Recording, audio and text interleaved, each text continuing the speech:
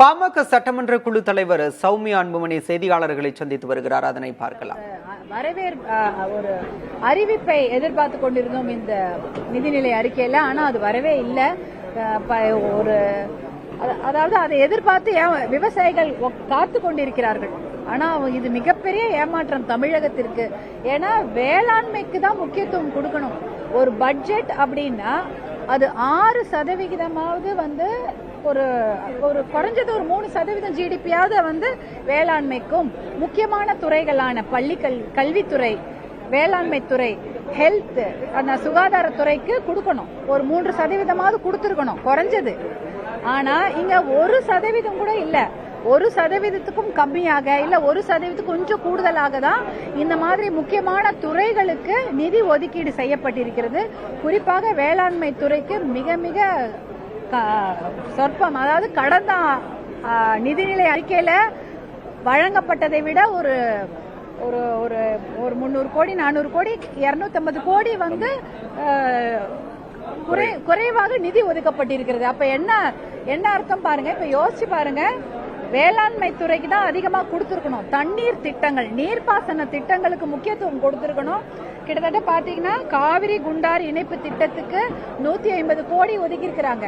ஆனா அந்த திட்டத்துக்கு தேவையான அமௌண்ட் பாத்தீங்கன்னா 2500 கோடியாவது தேவைன்னு சொல்லியிருக்காங்க. ஆனா அதற்கு ஒதுக்கி இருக்கக்கூடிய அளவு 150 கோடி தான். Pennaiyar Palar DPR detail project ரிப்போர்ட்டுக்கு ஒரு 50 கோடியும், காவிரி கொள்ளிடம் அந்த டீடைல் ப்ராஜெக்ட் ரிப்போர்ட்டுக்கு 10 கோடி ஒதுக்கியிருக்காங்க. அது பரவாயில்ல. அது டிபிஆருக்கு ஒதுக்கப்பட்டது. ப்ராஜெக்ட் ரிப்போர்ட்டை கேட்டிருக்கிறாங்க. அதற்கப்புறம் அடுத்த ஆண்டு ஒதுக்கப்பட்டா ரொம்ப நல்லா இருக்கும். ஆனா நாங்க மிகவும் எதிர்பார்த்த தர்மபுரி காவிரி உபரிநீர் திட்டத்தை பற்றிய அறிவிப்பு எதுவுமே வரல. அது மிகப்பெரிய ஏமாற்றத்தை கொடுக்கிறது.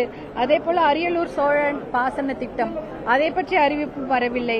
காவிரி சரபங்கா திருமணி முத்தாறு இணைப்பு திட்டம், அப்படிப்பட்ட அந்த திட்டத்திற்கான பட்ஜெட் ஒதுக்கீடு பற்றிய அறிவிப்பு வராதது மிகப்பெரிய ஏமாற்றத்தை கொடுக்கிறது. அதுவும் வேளாண்மை துறைக்கு இந்த திட்டங்கள் டிபிஆருக்கு தான் அனுமதி கொடுத்திருக்காங்களே தவிர திட்டத்துக்கு அனுமதி கொடுக்கல. அப்படியே அந்த திட்டத்துக்கு கொடுத்திருந்தாலும் ரொம்ப ரொம்ப கம்மியா கொடுத்திருக்காங்க. இது கடந்த ஆட்சியில கொடுக்கப்பட்ட வேளாண்மை துறைக்கு ஒதுக்கப்பட்ட நிதியை விட இது ஒரு 250 கோடி குறைவாக இருக்கிறது. அதே போல பள்ளி கல்வித்துறை, அதுலயும் பாத்தீங்கன்னா கிட்டத்தட்ட 4000 கோடி குறைவா இருக்கு. 48,000 கோடி பள்ளி கல்வித்துறைக்கு, அதாவது கல்வித்துறைக்கு கொடுத்திருக்கிறாங்க கடந்த ஆட்சி காலத்துல. இந்த ஆட்சி காலத்துல இப்ப பாத்தீங்கன்னா 44,000 கோடி தான் ஒதுக்கப்பட்டிருக்கு. 4,000 கோடி குறைவா இருக்கு கல்வித்துறைக்கு. இதெல்லாம் ரொம்ப எப்படின்னா முக்கியமான subject education, health and agriculture, இந்த 3க்குமே நிதி ஒதுக்கீடு குறைஞ்சிருக்குது. இது ரொம்ப ரொம்ப ஏமாற்றம் அளிக்கிறது. இதனால நிறைய விஷயங்கள் பாதிக்கப்படும். எல்லாருக்கும் நல்லா தெரியும், தண்ணி இல்லைன்னா சாப்பாடு இல்ல. நீங்க ரோடுக்கோ இல்ல இப்ப சென்னைக்கு நிதி ஒதுக்குறீங்க தெருக்களை சுத்தமாக வைத்துக் கொள்வதற்கும் அதனுடைய இன்ஃப்ராஸ்ட்ரக்சர் டெவலப் பண்றதுக்கு. கூவம் அடையாற சுத்தப்படுத்துறதுக்கா இல்ல பியூட்டிபிகேஷனுக்கா, அது தெளிவில்லாம இருக்கு. ஏன்னா பியூட்டிபிகேஷன் வேற, சுத்தப்படுத்துறது வேற. சுத்தப்படுத்துறதுனா குப்பையை அள்ளுறது கிடையாது.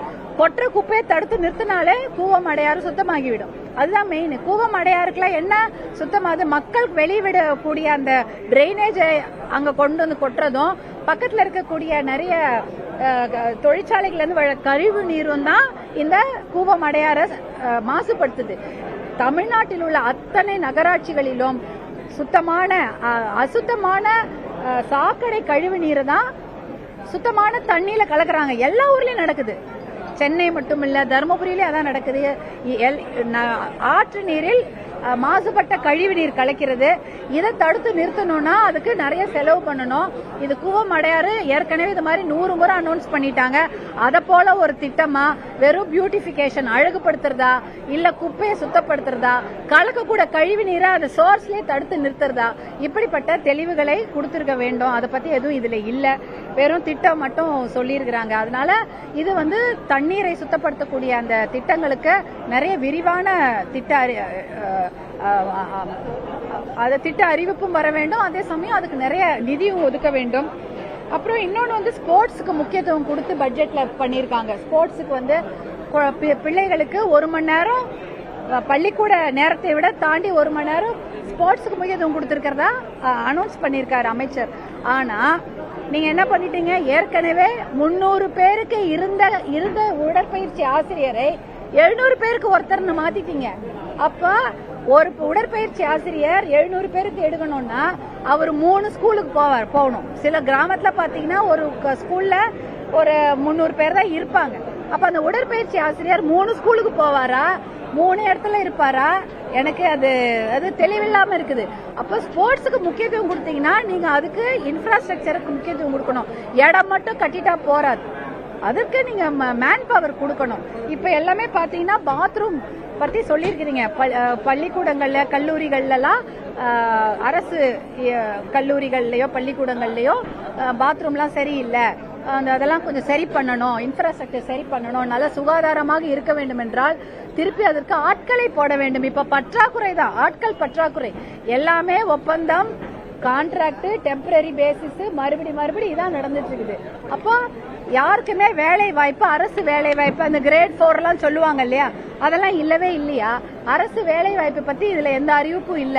கிட்டத்தட்ட 6 லட்சம் பணியிடங்கள். தாவேக் அரசின் முதல் பட்ஜெட் குறித்து பாமக சட்டமன்ற குழு தலைவர் சௌமியா அன்புமணி செய்தியாளர்களை சந்தித்து பேசி வருகிறார். அப்போது நீர்நிலை திட்டங்கள், விவசாய திட்டங்களுக்கு இந்த அரசு போதிய நிதி ஒதுக்கீடு செய்யவில்லை என்று குற்றம் சாட்டியிருக்கிறார்.